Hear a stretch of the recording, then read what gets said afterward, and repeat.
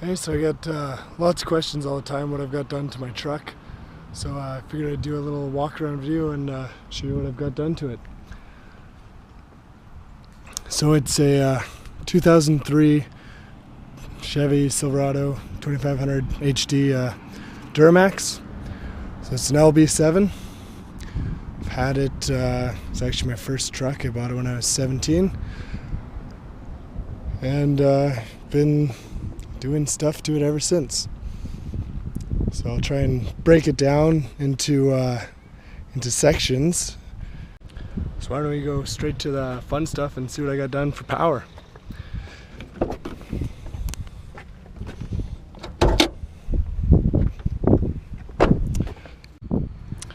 Yeah, so let's take a look under the hood.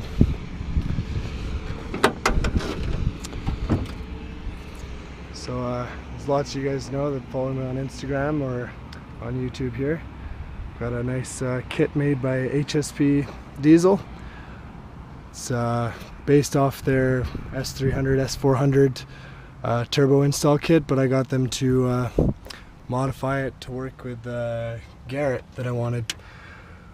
So it's a Garrett GT4094R turbo. So it's like a 67.9 mil or whatever, so 68 mil turbo. And got a Turbosmart blow-off valve as well as a 45 mil wastegate, also by Turbosmart. Fuel wise, stock injectors still, and I've got PP dual CP3 kit. That's just way overkill for right now. Just the stock LB7 CP3 couldn't keep up with what I had going already. So for tuning, I've got EFI Live, of course, by Idaho Rob, ATP Trucks. Been quite happy with those tunes. I've had his tunes since I was still on the stock transmission. I've been sending back for revisions here and there for every upgrade, and you know, he's a good tuner, knows how to keep an engine in one piece. Right now it's actually just dynoed last weekend, 547 and 953 at the wheels, and it's pretty good for a stock bottom end LB7. You see lots of guys with a little bit more than that, and you know, really pushing the limit of what those stock rods can take. And you know, I'm still hoping to keep it in one piece at least for another couple years. Interesting thing here, I'm not sure how familiar you guys are with blow-off valves and stuff on diesels, or on gas cars for that matter. On gas cars, they typically work off of vacuum and boost pressure, and that's what controls them opening and closing.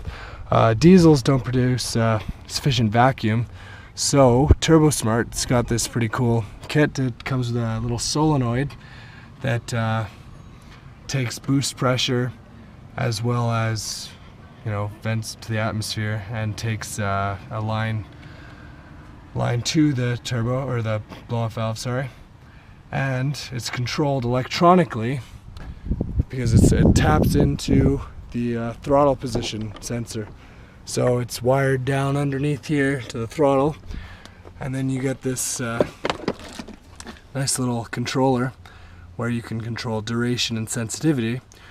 So basically, when you chop the throttle, lift off the throttle real quick, blow-off valve opens, vents out the air, don't get turbo bark, keeps your turbo safe. So we start it up and see how it sounds.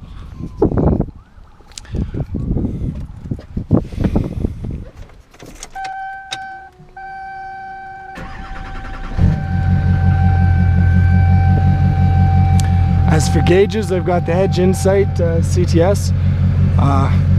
You know, there's the CTS 2 out now, which is even nicer, but this still does pretty well. Keeps me up to date on all my gauges, and because it's an an LB7 truck, I can actually change my EFI Live tunes through the CTS just up here. Don't need any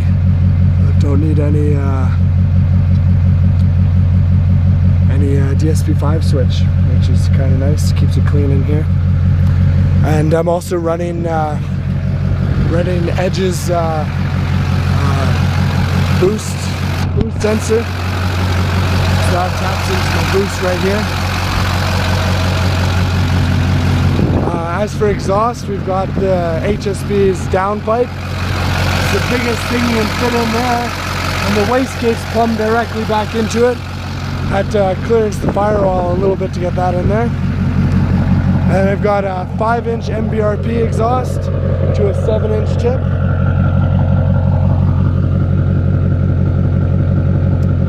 That sounds pretty good, I like to think. I actually painted it black myself, just with a high temp duplicolor paint, and it's held up pretty good for at least a year. And it looks a little bit nicer than just, you know, the bare metal, and it doesn't always look that good after a while.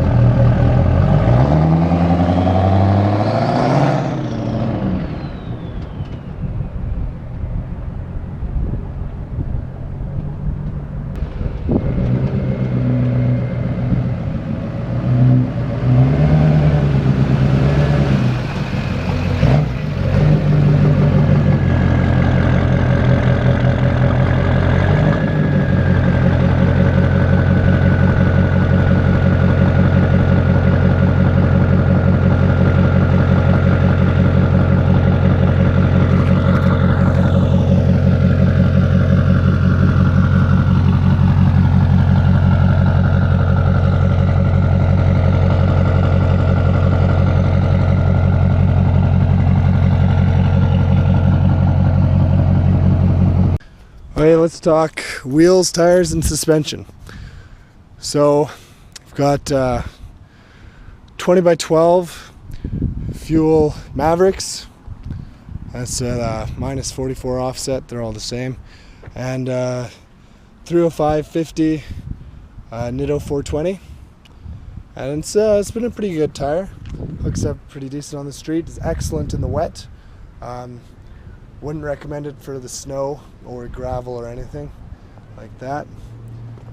In the back, I'm running 2-inch spacers.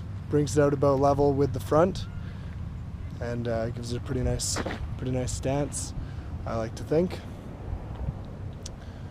So, starting in the front, of course, got the Cognito upper control arms, Fox shocks, and Fabtech heavy-duty tie rods. They've held up pretty good to many boost launches over a few years. Starting to wear out a little bit, but I think that's just normal wear and tear.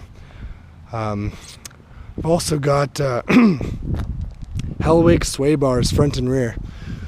So that's one of my additions from last summer.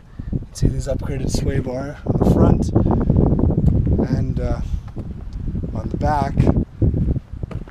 Now these were actually, I think, one of the best modifications for performance and handling.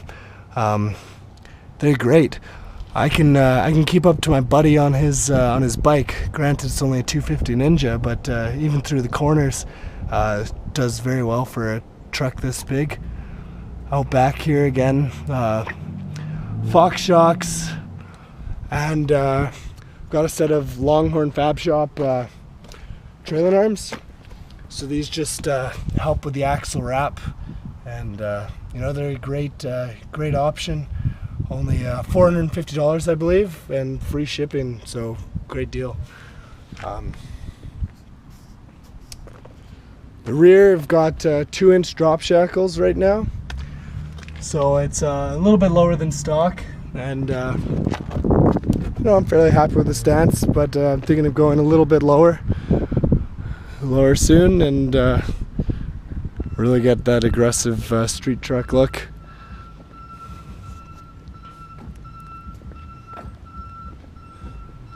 Forgot to mention earlier, but of course I've got a lift pump, and that's a Fass 150 I'm running, and you know, plenty of fuel for where I'm at right now. Maybe in the future I'll require a little more. Headlights were built by Longshot lighting, this guy down in the States. You know, they look pretty good, but as you can see, build quality is a little off in some places, the moisture there. But you know, I get lots of compliments on them. Lots of people like the look. You know, as I'm sure you guys have noticed, the truck body wise is in pretty rough shape. Got quite a few little rust spots here and there, and then where this fender got cut, and you know, the liner's falling out here. But just to clear these tires and wheels, I actually used to run 35s on 20x10s with a -24 offset, and just leveled. And so, you know, lots of guys ask, you know, how can I fit these big tires and wheels? You know, just gotta cut. You know, more time you spend, the better you make it look. Probably should have spent a little more time. Thinking of fixing that up hopefully this summer, taking care of all the body and everything. But overall, it's been a great truck. Really happy with it. Good project. Learned lots, and it's lots of fun. It's pretty fast now. I haven't had a chance to run it yet in the quarter mile with the new dual CP3s and new tunes for those. Hoping to break down into the 12s. So far, quickest was a 13.2 at 102, which is all right. Forget the weight offhand right now, but it's you know, a little under 7,000 pounds, so not bad for a big truck like that. Yeah, and it, I don't know if you can tell, but these tires are getting a little low. I got peer pressured into a burnout the other weekend at Supreme Diesel's dyno competition. So it looks like I'm going to be needing to get a new set of those. Maybe I'll I'll throw that video in here so you guys can see that.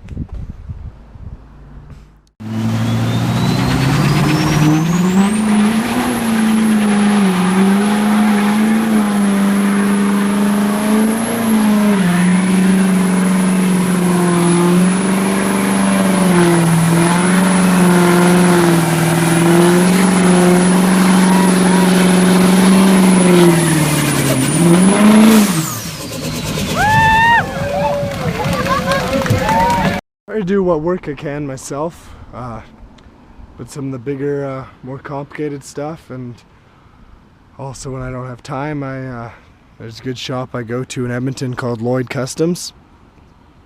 So they did the turbo, transmission, and all that stuff for me, and they're great guys there. Colin really knows his stuff. He's got a crazy couple Duramaxes himself, and definitely recommend them for all your diesel performance needs in Alberta. But I do enjoy getting my hands dirty myself when I have time, and it's not something too valuable if I miss. Yeah, so if you guys have any questions, let me know. Leave a comment down here, or message me on Instagram at dgrangerlb7. You know, I like talking to guys about trucks.